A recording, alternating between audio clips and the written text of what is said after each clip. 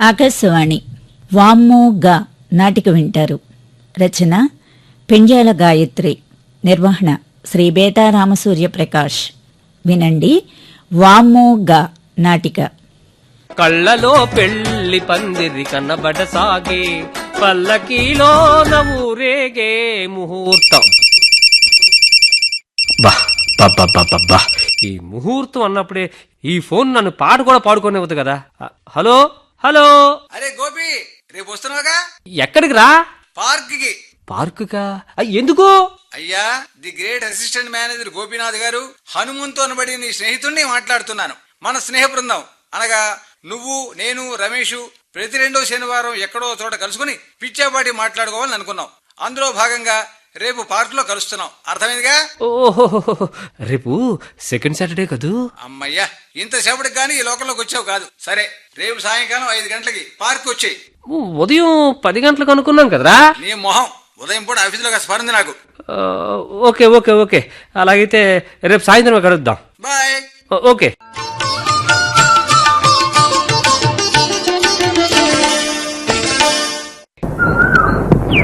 అరే, మీరిద్దరూ అప్పుడే వచ్చేసారే. నాదే ఆలస్యమా? ఆలస్యము అలసత్వం ఏది అర్థం కావడం లేదు. అబ్బాయి గారు మాత్రం ఏమో ఉత్సాహంగా కనిపిస్తున్నారు. ముందు ఇద్దరు ఈ స్వీట్ తీసుకోండి. ఏంట్రా గోపి, ఏంటి విశేషం? కొంపదీసి మాకు చెప్పబెట్టకుండా పెళ్లి చేసుకున్నావా ఏం? ఏమిట్రా అలా సిగ్గుపడతావు ఆడపిల్లగా? నోరు ముయ్యండ్రా.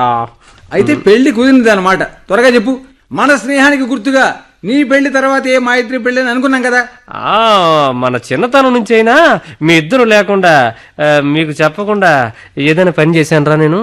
ఉరుములు మెరుపులు లేకుండా వచ్చిన ఈ ఉత్సాహానికి కారణం ఏమిటో? అబ్బాబ్బాబ్బా, ముందు ఈ స్వీట్ తీసుకుంటారా చెబుతాను. రేపు పెళ్లి చూపులకి వెళ్తున్నా. అబ్బా, ఏం సిగ్గుపడుతున్నాడు? హాలు లేదు, చూలు లేదు. కొడుకు పేరు సోమలింగం అన్నట్ట వెనకడికి నీ వంటి వాడు ఒకడు. అబ్బా, నా కొడుకు పేరే కాదు, మనవడి పేరు కూడా ఫిక్స్ అయిపోయింది. కానీ మా బ్యాంకులో ఎప్పుడో ఫిక్స్డ్ డిపాజిట్ చేసిన ఆ సామెత ఎందుకురా చెబుతావు ఇప్పుడు? ఎందుకంటే నువ్వు తాతవైన శుభ సందర్భంలో స్వీట్ బాక్స్ పట్టుకొచ్చావు కదా మా నోటికి పని పెట్టడానికి. అబ్బా, ఒరేయ్, నన్ను తినకుండా ఆ స్వీట్ తినండ్రా బాబు. నాకు పెళ్లి చూపులు సెటిల్ అయ్యేసరికి మా నాన్నకు తల ప్రాణం తోక్కొచ్చింది. అదేమిట్రా, అందగాడివి, ఆస్తిపరుడివి, అన్నింటిని మించి గెస్ట్ ఆఫీసర్వి. హనుమంతుడివో గజేంద్రుడివో కాదు కదా. రే అంటే నేను కోతినైనా గానీ ఉద్దేశం? నువ్వు కోతివి కాదు, నేను రాముడినంతకంటే కాదు గాని ఇప్పుడు మన కృష్ణుడికి జరగబోయే పెళ్లి చూపుల వేడుకలో వీక్షకులం అంతే. నా పేరు మార్చేయకండ్రా బాబు, తేడాలు వచ్చేస్తాయి. అసలు ఈ పేరు సెంటిమెంట్ తోనే పెళ్లి చూపుల తతంగానికి ఇంత ప్రాధాన్యత. పేరు సెంటిమెంట్? అదేమిట్రా, తాగితే తగులుకునే ఆయింట్మెంట్ లాగా? అదేరా గా. గా అంటే గోపినాథ్ కాదా? బా, కాదురా, అదో పెద్ద గాథ. తరతరాలుగా మా ఇంట్లో గా అక్షరమే చలామణి అవుతుంది. మా ఇంట్లో మా బామ్మిత్రం చలామణినట్టుగా. అబ్బా హనుమంతు, వాడిని చెప్పనివరా. పెళ్లి చూపులని చెప్పి ఫ్లాష్ బ్యాక్ తో చంపేస్తున్నాడు. నువ్వు చెప్పరా గోపి. మా తాతయ్య పేరు గోపయ్య, నానమ్మ పేరు గోపమ్మ, మా నాన్న పేరు గోపాలరావు, అమ్మ పేరు గోవిందమ్మ, మా అత్తయ్యలు గిరిజా గౌరి, ఇక నా పేరు సరేసరి. మా చెల్లాయికి గా పేరుతో పేరు పెట్టకపోయేసరికి మలేరియా జ్వరం వచ్చి చచ్చిపోయిందిరా. అందుకే మా నాయనమ్మ చనిపోతూ చేతిలో చేయి వేయించుకుందిరా. గోపమ్మనే పెళ్ళాడమనా? అవునరా. పాపం మా నాన్న ఎన్ని ఊళ్ళు తిరిగాడో, ఎంతమందికి చెప్పాడో ఆ గోపిక కోసం. అయితే మరి రేపు చూడబోయేది గోపికనేనా? కానే కాదురా. అయ్యో, మీ నానమ్మ ఆత్మ ఘోషిస్తుందిరా. మా అమ్మమ్మ గారి ఊర్లో గోపిక అనే పిల్ల ఉందని తెలుసుకుని మా నాన్న వెళ్లేసరికి ఆ పిల్లకి కాస్త పెళ్లి జరిగిపోతుందట. అరే ఏమైనా ఆ పిల్ల తొందరపడిదిరా.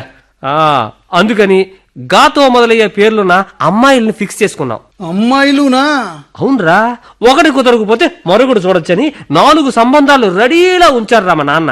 ఓహో, మనం మళ్ళీ 2వ శనివారం కలుసుకునే లోపు వరుసగా 4 ఆదివారాలు నలుగురిని చూస్తాం అన్నమాట. చా, నోరు ముయ్యండ్రా. అన్ని సవ్యంగా ఉంటే రేపే సెటిల్ అయిపోతుంది. శుభం. ఇక పెళ్లి పనులు ప్రారంభించడమే ఆలస్యం. ఆహా, ఈ సంతోష సమయంలో మంచి పాట పాడొచ్చు కదరా? పాడతాం. ఆనందమాయే మా గోపయ్య పెళ్లి కొడుకాయే. ఆపండ్రా, ఎప్పుడుదో త్రేతాయుగం నాటి పాట పాడుతున్నారు. తమరి పెళ్లి చూపులైపోయేసరికి అన్ని యుగాలు ఓసారి దర్శనమిస్తాయిలే కాని ఏ పాట పాడాలో చెప్పు. ఇది తెలుగు వారి పెళ్లి, ఇలా వైకుంఠమే మళ్ళీ, ఇది తెలుగు వారి పెళ్లి, ఇలా వైకుంఠమే మళ్ళీ.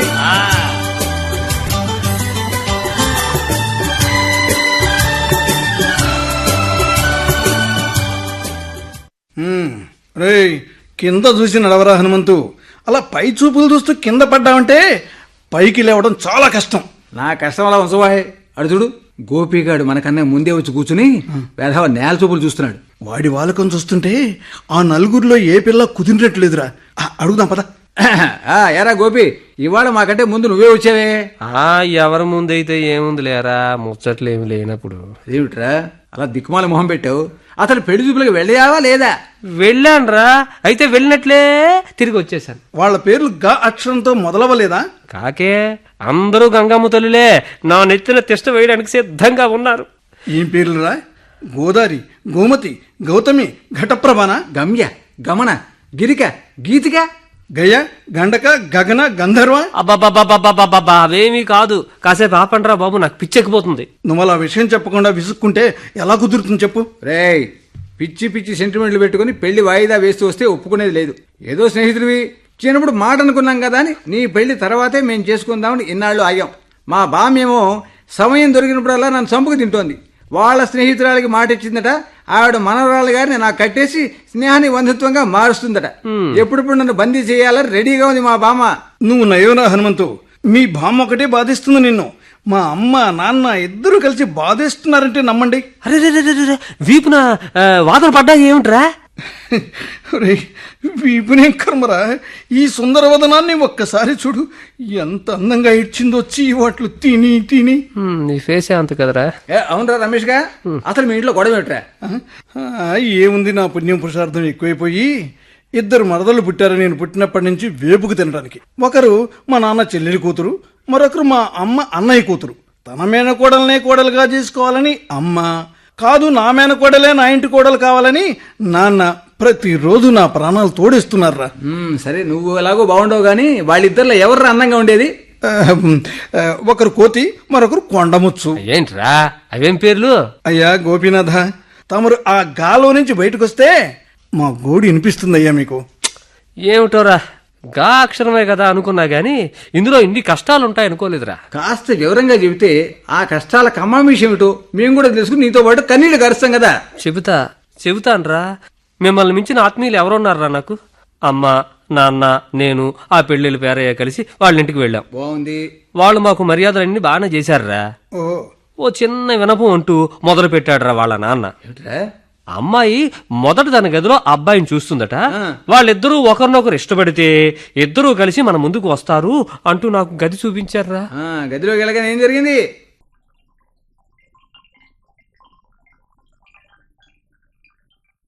నమస్కారం అండి. నమస్కారం. మీ పేరేమిటండి? గోవర్ధన. చాలా బాగుంది. మీ పేరుతో పాటు ఈ గది కూడా. నిజంగా గోవర్ధన్ గారు, నాటి గోకుల అందాలన్నిటినీ ఈ గదిలో బంధించారు. చూడ్డానికి 2 కళ్ళు చాలడం లేదు. అవును, ఆ గోకులంలో నేను పుట్టలేకపోతేనే అని నా బాధంతా. గోకులంలో పుట్టకపోతేనే గోపాలని చేతిలోని గోవర్ధన్ గారి మీరేగా. అంతటి అదృష్టమా ఈ జీవితానికి? చెప్పండి, మీ అభిరుచులు, మీ అలవాట్లు. అనునిత్యం ఆ కృష్ణయ్యను ఆరాధించటం, ఆయన ధ్యాసలో జీవించటం, ఆ పవిత్ర నామాన్ని జపించడం తప్ప నాకు మరో అభిరుచి అలవాటు లేదు. అర్థమైంది తల్లి. మీ అభిరుచి మంచిదే. అయితే మనం ఇప్పుడు ద్వాపర యుగంలో లేవు కదండి. కలియుగ పద్ధతులకు అనుగుణంగా నడుచుకోవాలి కదా. అవును, మా నాన్న కూడా అదే చెప్పారు. కానీ నా కృష్ణయ్యను తప్ప మరో పురుషుడిని చూడడం నాకు ఇష్టం ఉండదు. తప్పనిసరి పరిస్థితుల్లో ఈ పెళ్లి చూపులకు అంగీకరించాను. ఏమండి, మీరు చాలా అందంగా ఉన్నారు గోవర్ధన్ గారు. నా కృష్ణయ్య కన్నానా? అబ్బా, కాసేపు ఆ కృష్ణగోలు ఆపండి. కలవలసిన మన జీవితాల గురించి మాట్లాడండి. ఇంతకీ నేను మీకు నచ్చానా? మీరు నా కృష్ణయ్యలా అందంగానే కనిపిస్తున్నారు. అమ్మయ్యా! అలా అనే బదులు కృష్ణ అనొచ్చుగా. హే కృష్ణ, ఎన్ని కష్టాలు వచ్చాయ్యా నాకు. మీ కష్టాలన్నింటినీ నా కృష్ణయ్యే తొలగిస్తాడు. మీతో పెళ్లికి నేను అంగీకరిస్తున్నాను. ఆహా ఆహా, నువ్వు నిజంగా ఉన్నావు కృష్ణయ్య. కానీ ఒక చిన్న షరతు. మళ్ళీ షరతా? ఏమిటండి అది? ఏమీ లేదు, మీరు కృష్ణ అని పేరు మార్చుకోవాలి, అంతే. ఓ కృష్ణ, ఓ కృష్ణ, ముకుంద, మురారి, నేను పోతున్నానయ్యా.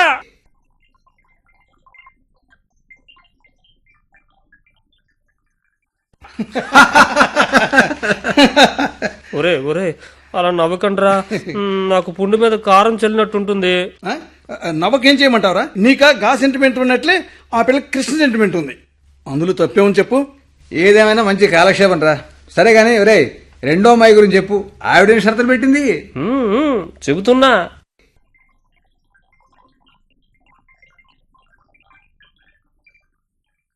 మీ పేరేమిటండి? గాంధారి. అమ్మో, నన్ను ధృతరాష్ట్రుడిగా మారమంటుందా ఏమిటి? ఏంటి మీలో మీరే మాట్లాడుకుంటున్నారు? ఆ, ఏమీ లేదండి. నా పేరు గోపీనాథ్. నేను ఎంకామ్ చదివి ప్రస్తుతం ఈ ఊర్లోనే బ్యాంకులో అసిస్టెంట్ మేనేజర్గా పనిచేస్తున్నాను. నేను తెలుగు సాహిత్యంలో ఎంఏ చదివాను. అంతేకాదు రామాయణ, భారత, భాగవతాది ఇతిహాసాలన్నిటినీ అధ్యయనం చేశాను. ఆ, మహాపతివ్రతైన గాంధార్ని గురించి కూడా బాగా తెలుసుకున్నారన్నమాట.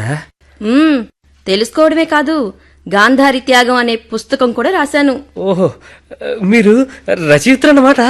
పురాణాలలో పతివ్రతలు అనే అంశంపై పీహెచ్డీ చేద్దాం అనుకుంటున్నాను. అందుకే ఆరుద్ర గారి సమగ్రాంధ్ర సాహిత్యాన్ని బట్టి కొడుతున్నాను. అబ్బా, very good, very good Gandhari గారు. అలు పెరగని మీ ప్రయత్నానికి నా వంతు సహకారం పూర్తిగా అందుతుంది మీకు. అదేంటి అప్పుడే మనిద్దరం దంపతులమైపోయినట్లు మాట్లాడుతున్నారు? అంటే అంటే నేను మీకు నచ్చలేదా? చూడండి గోపీనాథ్ గారు, ఊరికే మాటలు చెప్పడం కాదండి, అవి చేతలలో చూపించాలి. మీరేం మాట్లాడుతున్నారు? నాకేం అర్థం కావటం లేదులేండి. అదేనండి, పతివ్రత అని సర్టిఫికెట్ తీసుకుంటే సరిపోదు, మనస వాచ ఆచరించి చూపాలి కదా, అవునా? అంటే నేను దాదాపు 4 ఏళ్ల పాటు పరిశోధనలో లీనమై ఉంటాను. పతి సేవలు చేసుకోవడానికి నాకు వీలు కాదు. అయితే ఇప్పుడు ఏమంటారండి? మీరు నా కోసం 4 ఏళ్లు వేచి ఉండగలరా? గోవిందా గోవిందా.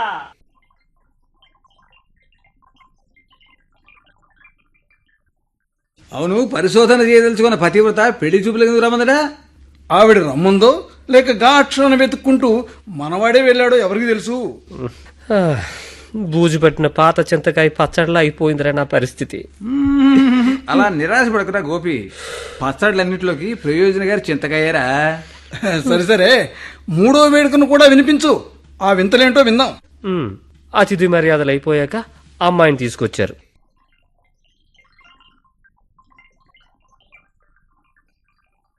నమస్కారం అండి, నా పేరు గజవదన. అబ్బా, సార్థక నామధేయురాలివే. తొండాను మెరిపించే ముక్కు, వెంట్రుకలను దాచేస్తున్న ఆ చెవులు, గణపతిని జ్ఞప్తికి తెస్తున్న ఆ బాణబొచ్చ, గజరాజును సైతం భయపెట్టగల భారీ కాయం. మీరు మాట్లాడుతున్నదేమిటో నాకు వినిపించడం లేదు.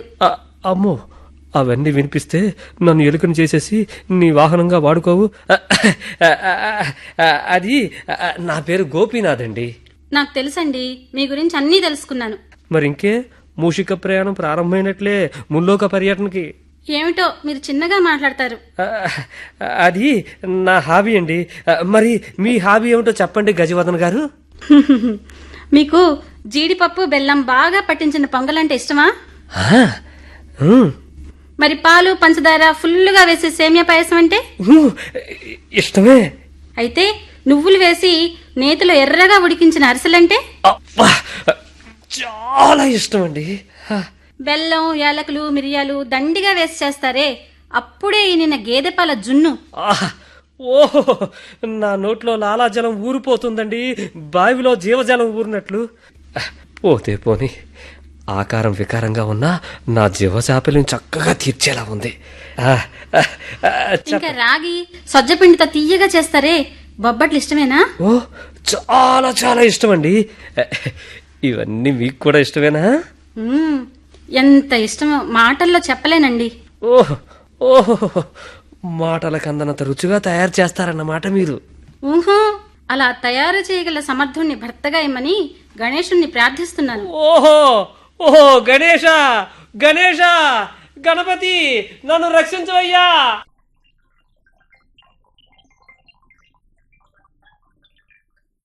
అలా అక్కడి నుంచి పారిపోయి వచ్చేసానురా, బోన్లోంచి తప్పించుకున్న ఎలుక పిల్లలాగా.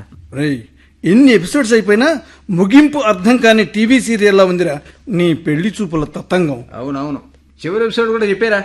ఇప్పుడు చెప్పే చివరిదే, అయినా ముగింపు మాత్రం కాదు. మొదటి 3 ఇలా అయ్యాయి కదా అని మా వాళ్ళెవ్వరూ లేకుండా నేను ఒక్కడనే వాళ్ళ ఇంటికి వెళ్ళానురా. అదేం చిత్రమో, అమ్మాయి కూడా ఇంట్లో ఒక్కతే ఉంది. ఆ? ఆ? ఆ, ఒక్కతే ఉందా? ఆ తర్వాత ఏమైంది?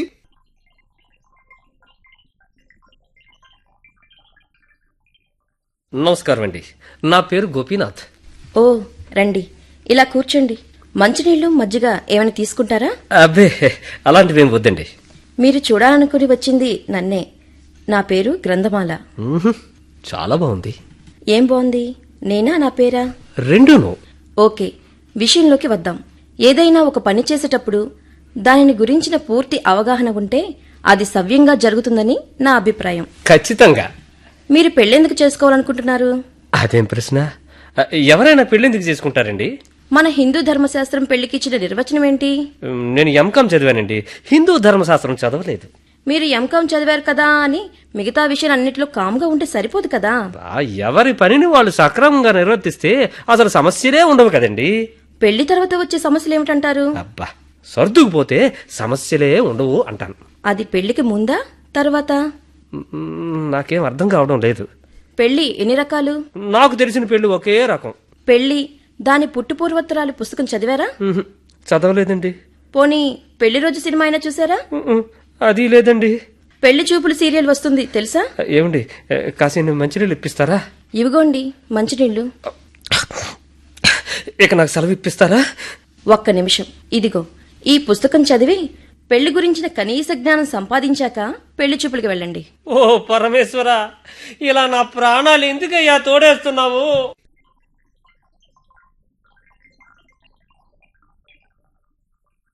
ఏ గ్రంథం ఇచ్చిందిరా గ్రంథమాల?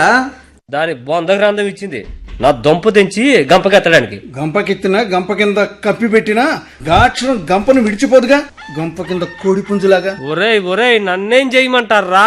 మా నాయనమ్మకిచ్చిన మాట కోసం ఇన్ని తిప్పలు పడాల్సి వస్తుంది. అయినా గాతో పేరు పెట్టుకున్న అమ్మాయిలందరూ ఇంత గగ్గోలు చేస్తారనుకోలేదురా. పిచ్చి పిచ్చి సెంటిమెంట్లు వదిలేసి రేయ్, ఈ రాధనో రాధికనో చూసిరా హుందాగా. వచ్చే సెకండ్ సాటర్డే కల్లా మాకు శుభవార్త చెప్పాలి, సరేనా? అవునరా, మా నాన్న కూడా అదే చెప్పాడు. అందుకని రేపు మాధురిని చూడడానికి వెళ్తున్నాం. శుభం. ఇప్పుడు ఏ పాట పాడమంటావు? పెళ్ళెప్పుడవుతుంది బాబు నీకు? పిల్లయాడ కుదురుతుంది బాబు.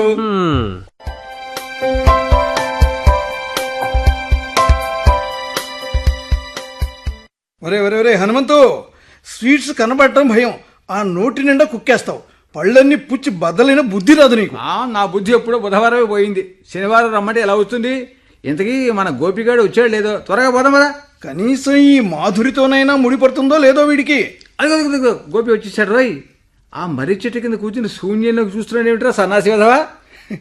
గోపి, ఏంట్రా అలా ఉన్నావు? ఏమీ లేదురా, అలా కూర్చోండి.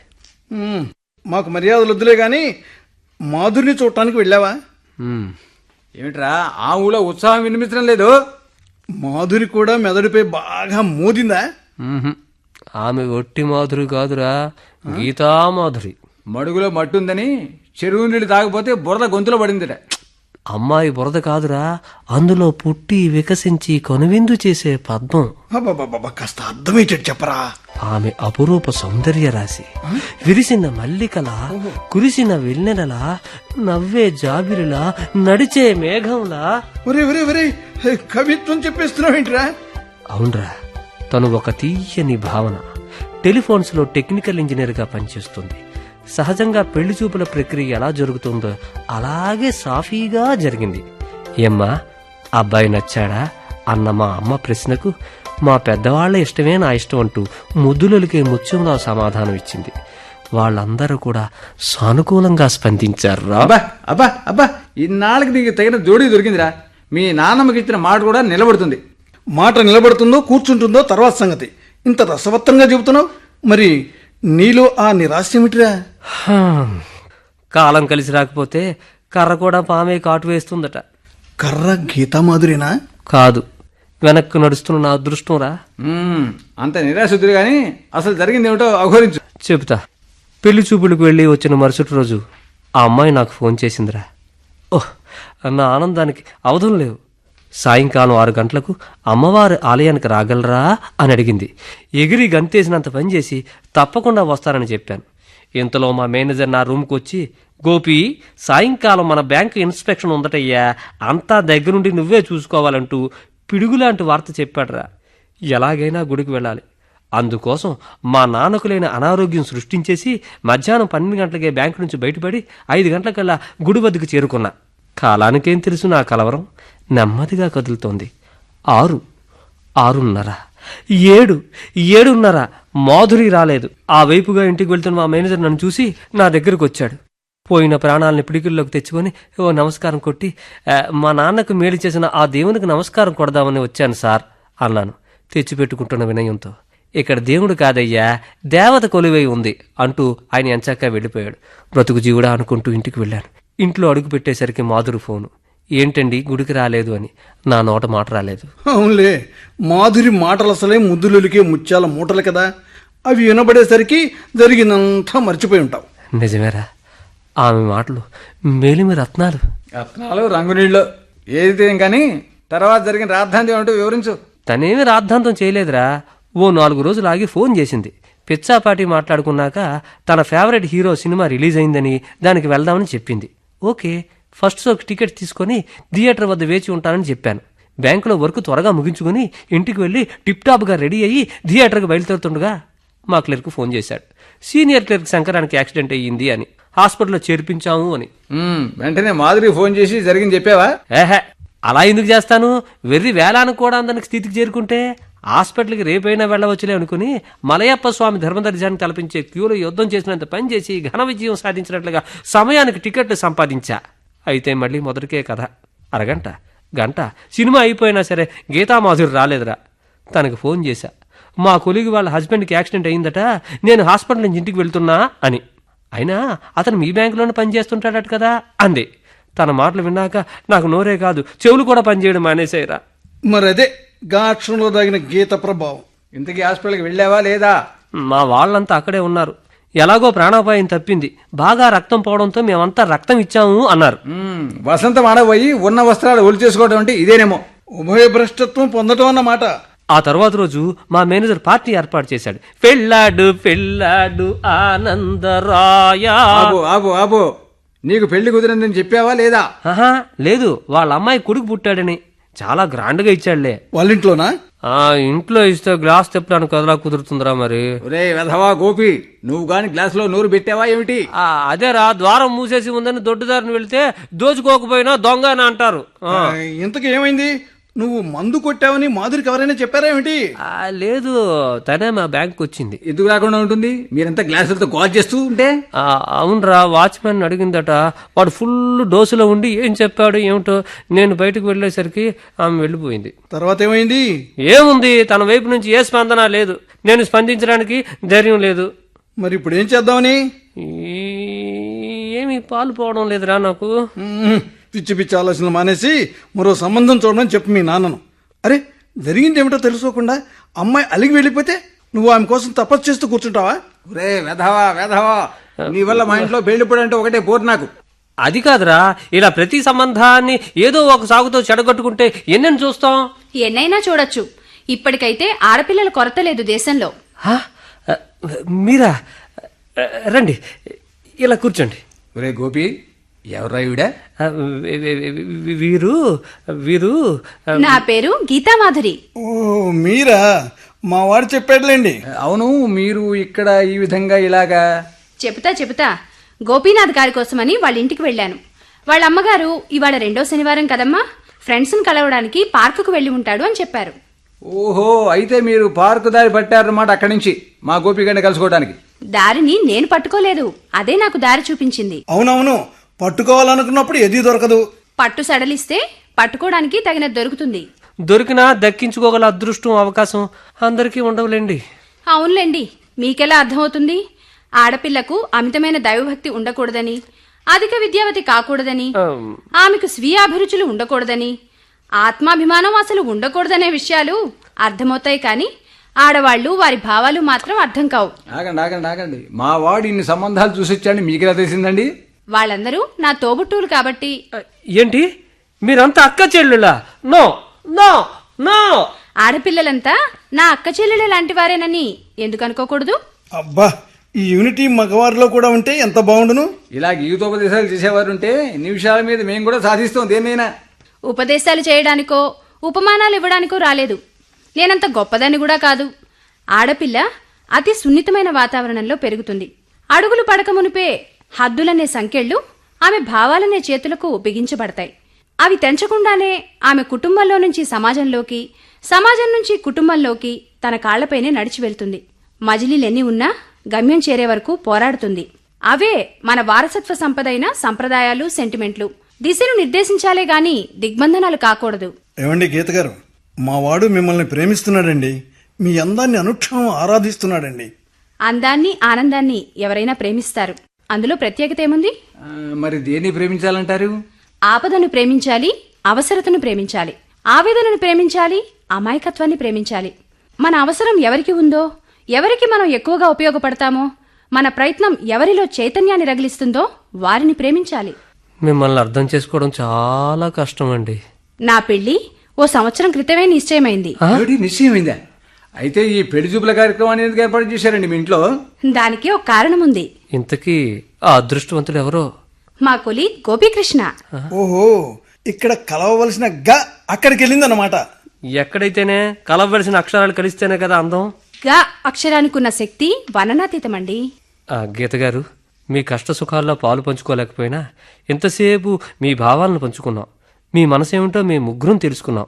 కనుక ఈ క్షణం నుంచి మనం అంతా స్నేహితులం. ఏమంటారు? ఏమంటాను? పిలిచి స్నేహహస్తం అందిస్తానంటే? గీత గారు, ఇప్పుడు నీతో ఫ్రీగా మాట్లాడొచ్చు. నీ కాబోయే శ్రీవారిని మాకు పరిచయం చేయవా? మరి ఎందుకు చేయను? అయితే ఆయన నోటితో మాట్లాడరు. నోటితో కాకపోతే మరి నాలుగుతో మాట్లాడతారేమిటి? గీత గారు, ఇందాక నీకు పెళ్లి కుదిరితే పెళ్లి చూపులు ఎందుకంటే కారణం ఉందన్నావు. అదేంటో కాదనకుండా చెప్పరాదు? నా చిన్ననాటి స్నేహితురాలికి చిన్నతనం నుంచే కంటి వెలుగు దూరమైంది. అయితే ఆమె నిరాశ, నిస్పృహలను దరిచేరనివ్వకుండా బ్రతుకు ప్రయాణం చేస్తుంది.